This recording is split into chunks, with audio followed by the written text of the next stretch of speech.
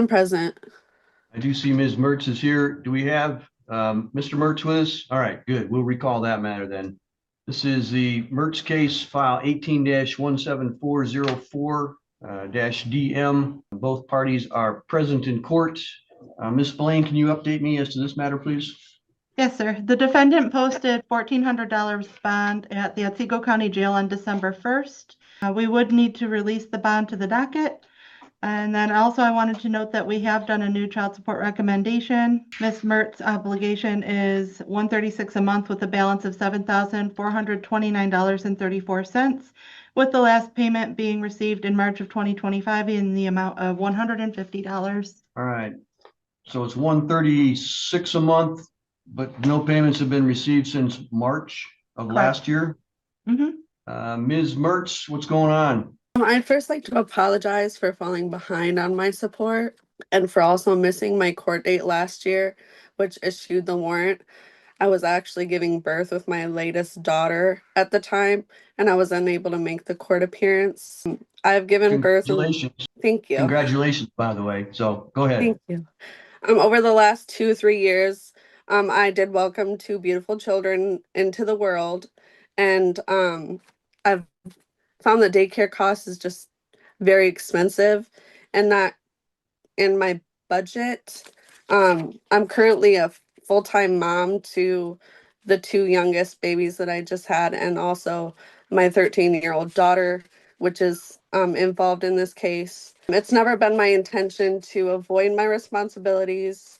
My financial situations have just made it very difficult. But I'm doing my best to care for my kids. I plan to return to work when my budget fits childcare cost a little bit more comfortably. I'm just asking for the court for understanding and a chance to get back on track with the support obligation. Ms. Spillane, were any daycare costs used in the child support recommendation in order in this case? No, but we did impute her income at minimum wage at 30 hours. All right. Ma'am, if you have current and ongoing daycare or childcare costs, those can be taken into account in your child support requirements. So if you want to submit those to the friend of the court and see if there's a certain threshold you have to meet before there can be a change in your court order. But if you wanted to submit those costs to the friend of the court to see if it would reach that threshold, there may be a reason to update that recommendation in that court order. So I can offer you that. Your Honor. Yes. I don't believe the 2 youngest are on this specific docket, so I don't know as though we would be able to factor in those costs for the babies. Well, they would be on whatever other child support requirements there are. So I suppose that is true if it's just the oldest child on this one. Yeah, it's just the oldest child on this case that I have full-time. And she doesn't have any daycare costs. It would just, I have 2 other children with someone else, not with the. Are the 2 youngest kids subject to court orders on child support? No. All right. Well, before I get too far ahead of myself, let me back up to the bond issue. Ms. Mertz, do you have any objection to the bond that you posted being applied to the arrears on the child support? No, I don't. All right, we will then do that. We'll forfeit that bond and apply it to the child support. Are you currently working right now, Ms. Mertz? No, I'm a full-time mother. I take care of the 2 youngest and my 13-year-old daughter full-time. So no, I do not currently have an. How old are your youngest? My youngest just turned 1 yesterday. And then the second youngest, she's 2. And then I have a 13-year-old and a 15-year-old. Is it the 15-year-old that's with Mr. Mertz? He's with Mr. Mertz, full-time. All right. Well, here's the deal. I understand and can sympathize with the desire to stay home with your kids. But the 15-year-old is not somebody that you can just say, oh, well, close enough. That's your child too, and he's deserving of the money to properly raise and care for him as well. I fully agree. So your child support amount is relatively small, $136 a month. I can guarantee you that it costs more than $136 a month to raise a child. I think you know that based on the other ones that you have in your household. So that amount needs to be paid. And typically what I require from most people is if you're not going to make your payments on time and in the full amount, you have to be actively searching for employment. That means making applications to try to get employment. And I recognize that that's difficult as when you got young babies at home, but that's the reality of your circumstances. You've got an age range in your kids, and a 15-year-old is probably eating Mr. Mertz out of house and home. I know he does every time he's here. So, and I appreciate that it appears that there's a good relationship with all of your kids. I'm glad to hear that. But the child support needs to be paid. So you're going to have to come up with a plan about how to do that.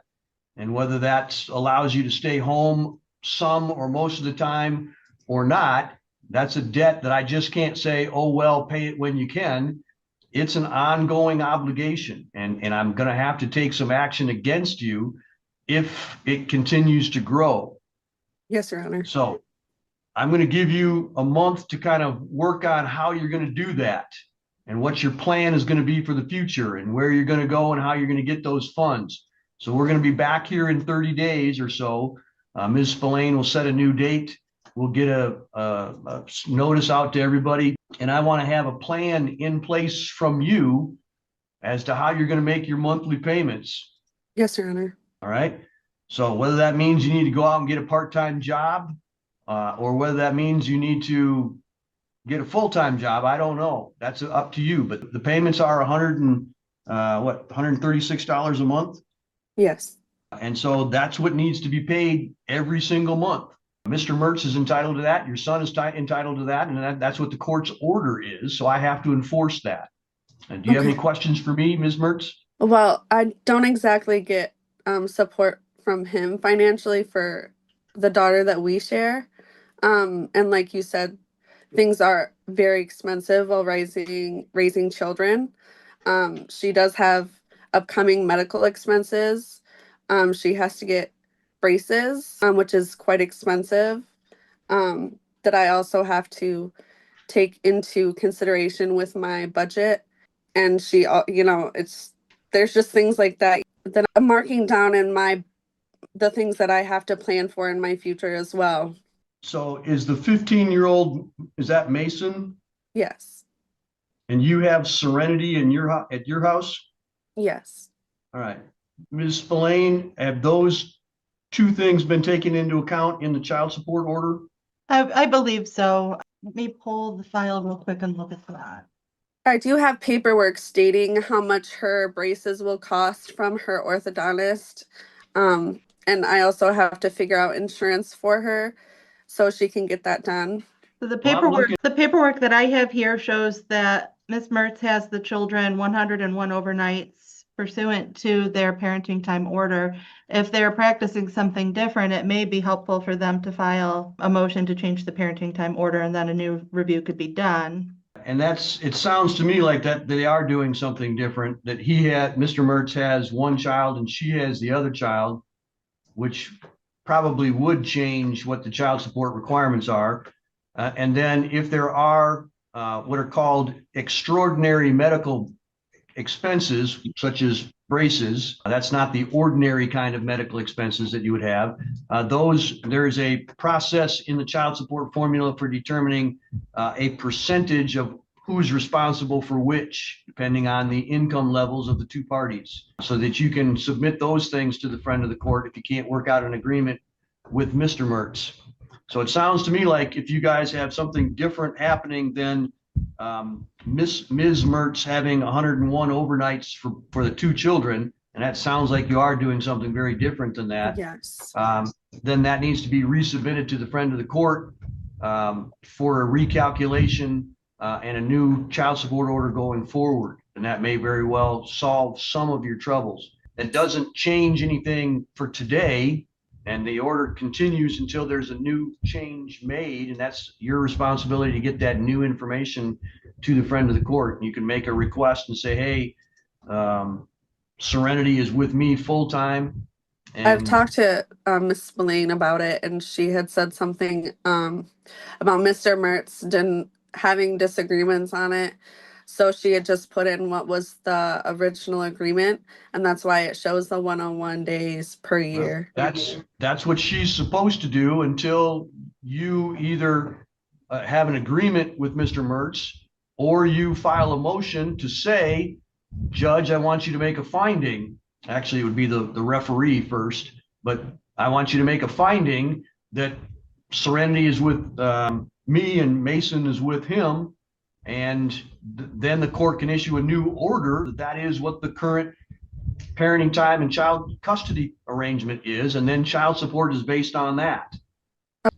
So you got to follow through with the legal steps to do that. So if you can reach an agreement with Mr. Mertz about what you've done informally, then you can submit that to the friend of the court, and they'll change the child support or make a recommendation to change the child support accordingly.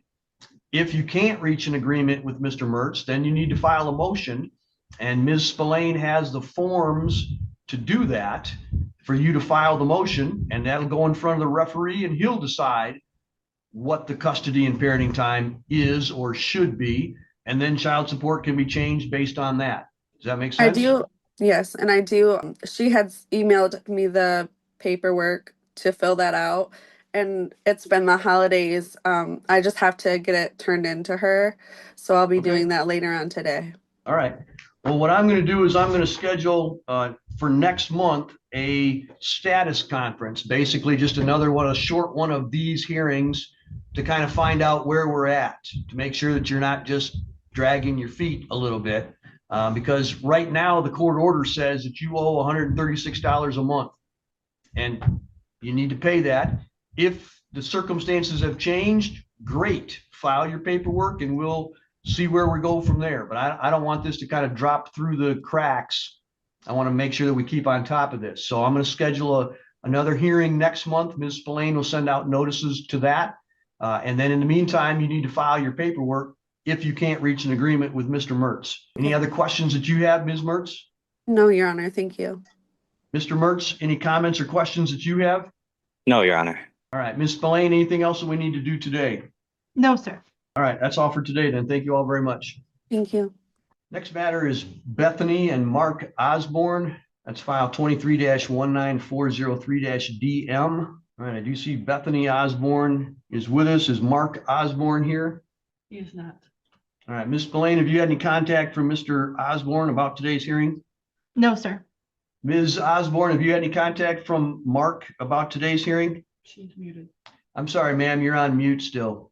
I have not heard from him since Christmas. All right. Has he been paying any monies to you out of this case? I have not received anything in over a month. He quit his job. All right. Ms. Spillane, what do you think we should do today then? The last contact I had with Mr. Osborne, he had indicated that he was going to be working somewhere making a lot less income, and we had started a support review. But Ms. Osborne is correct. The last payment received was in December, and it was less than half of the monthly obligation. I think a bench warrant may be appropriate in this situation. All right. How much does he owe in arrears? His current balance right now is $19,534.55. All right. Let's do a bench warrant with the standard 25% bond set based on his current arrearage amount. Ms. Osborne, if you have any contact from Mr. Osborne, if you would let the friend of the court know as to where he's at and what he's doing.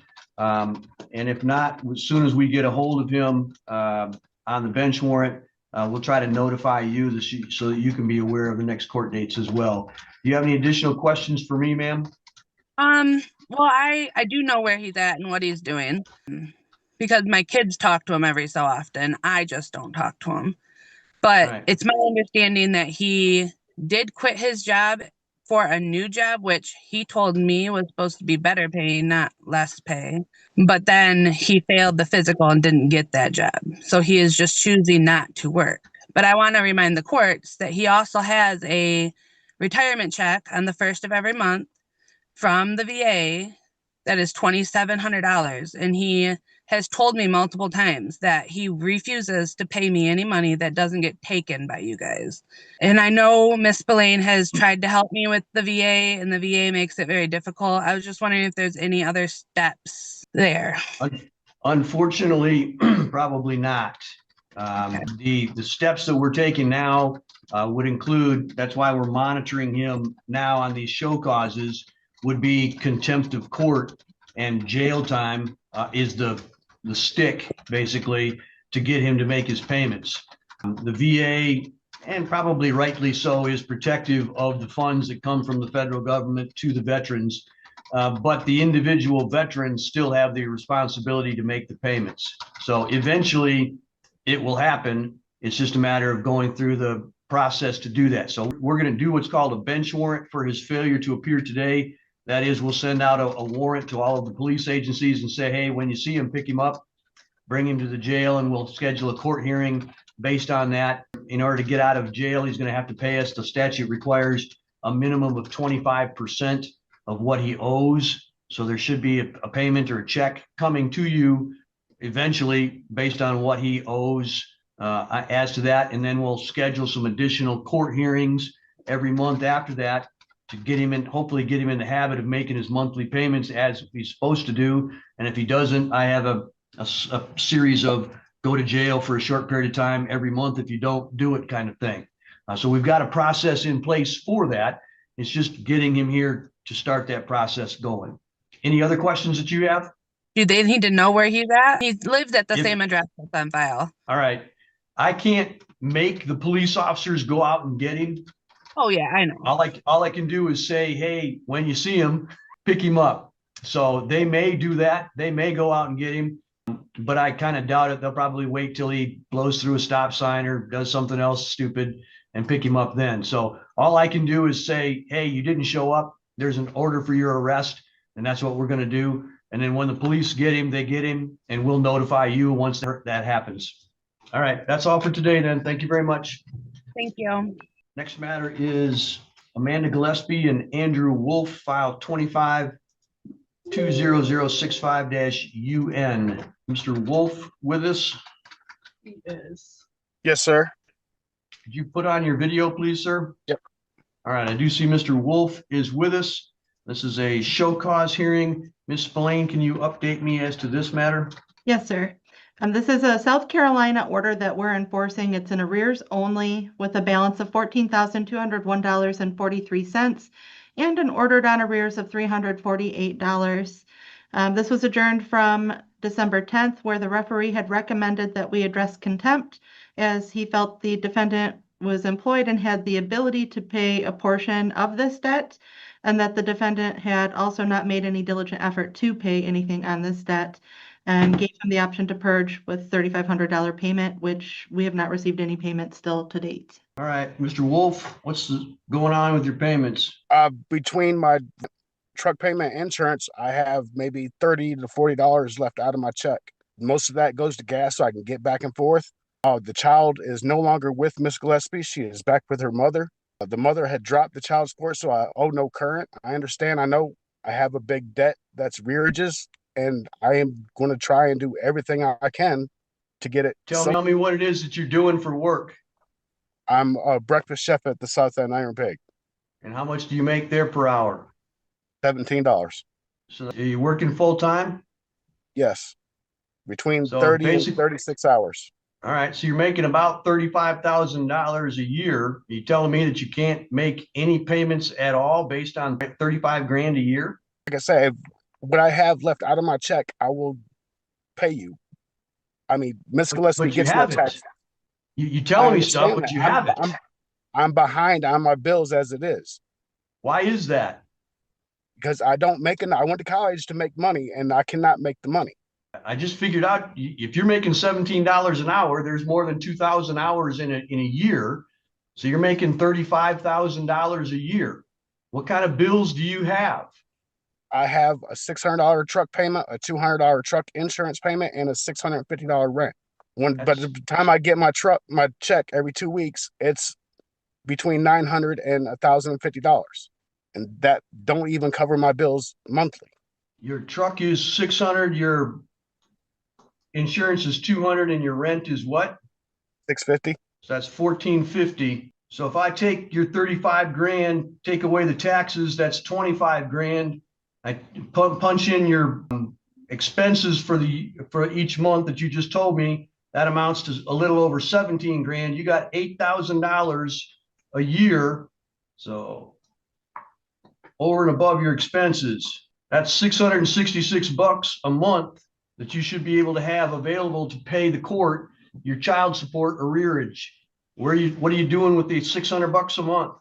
I don't see how it's 600 something a month, because by the time I pay my bills, if I didn't work at a restaurant, I wouldn't have no food. What kind of truck are you driving? A 2011 Ram. And you're paying $600 a month for it? I got it from a dealership.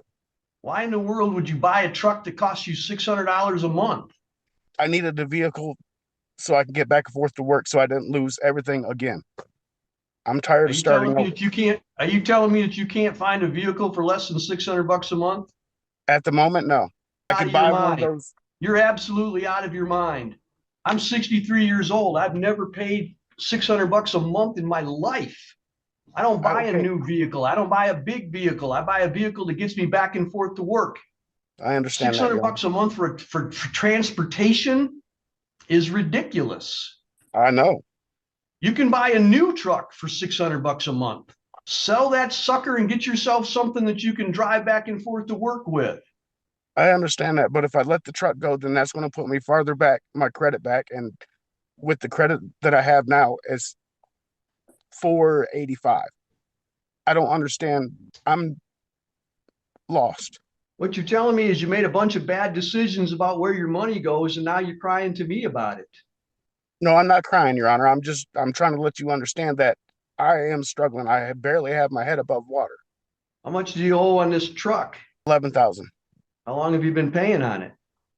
A year. I've been at my job a year. I got this truck right after I started this job. All I can tell you is that's a really bad decision on 35 grand a year to pay $600 a month for a truck.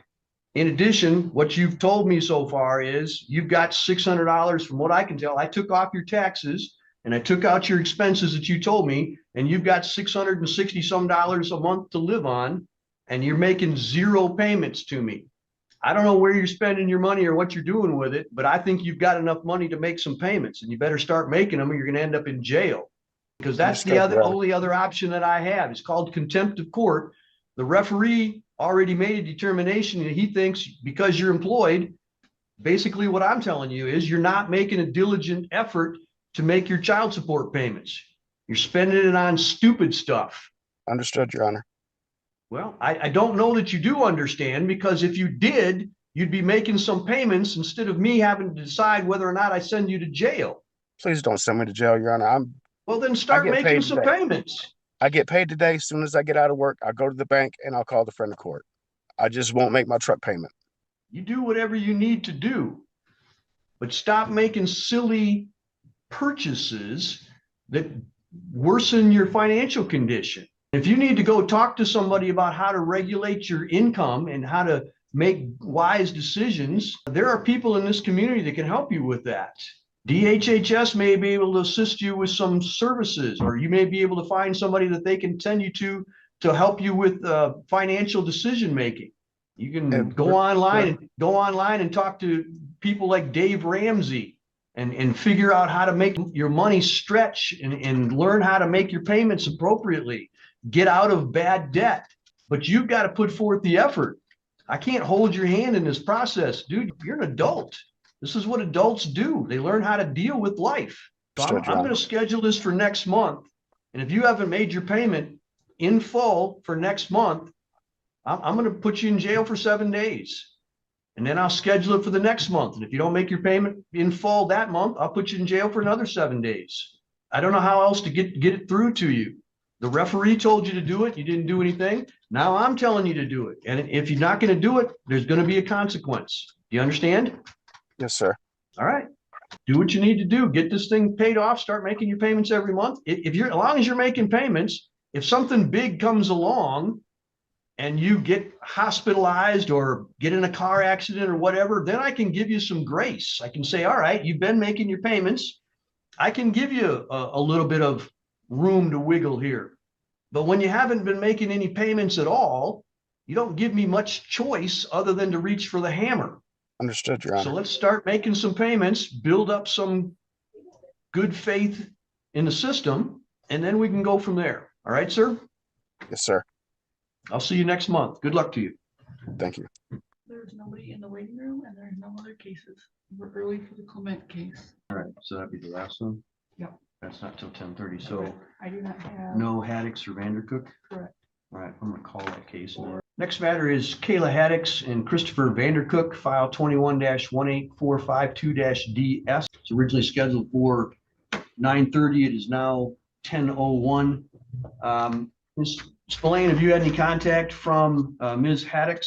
No, sir. However, the payments have been coming in, actually exceeding her monthly obligation, so I would be comfortable with dismissing this case.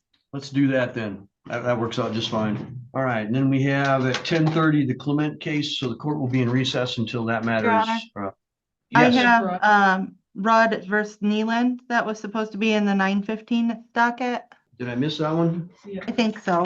All right. This is the matter of Caitlin Rudd and Zachary Neland, file 17-16887-DP. Neither party are present. This matter was set for show cause today at 9:15. It is now 10:05.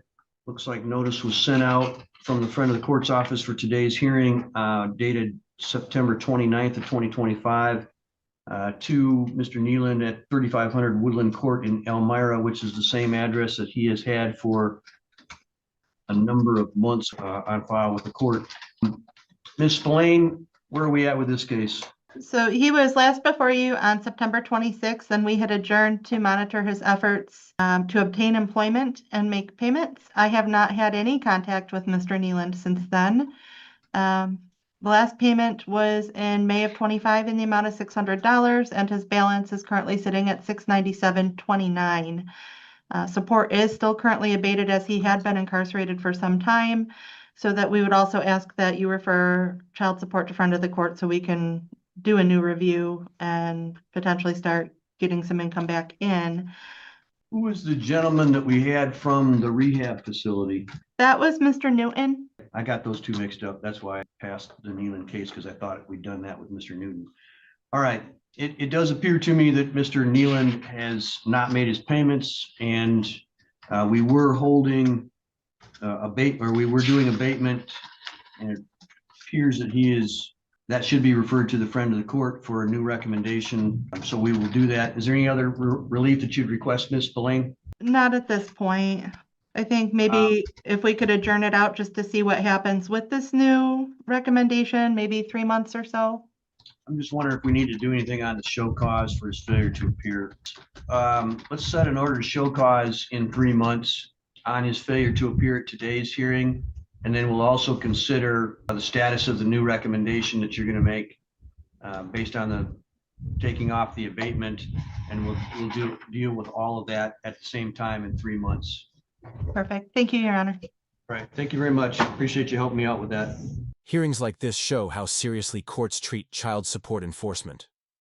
Whether it's missed payments, job changes, or financial hardship, the judge's focus stays on one core principle: the child's right to consistent support. Hardship may explain delays, but it doesn't erase responsibility. That's why we see bonds forfeited, warrants issued, and even jail warnings when payments aren't made. At the same time, the court leaves the door open for recalculations if circumstances truly change. If you appreciate real courtroom breakdowns, explained in plain language, be sure to subscribe to the channel so you don't miss future cases.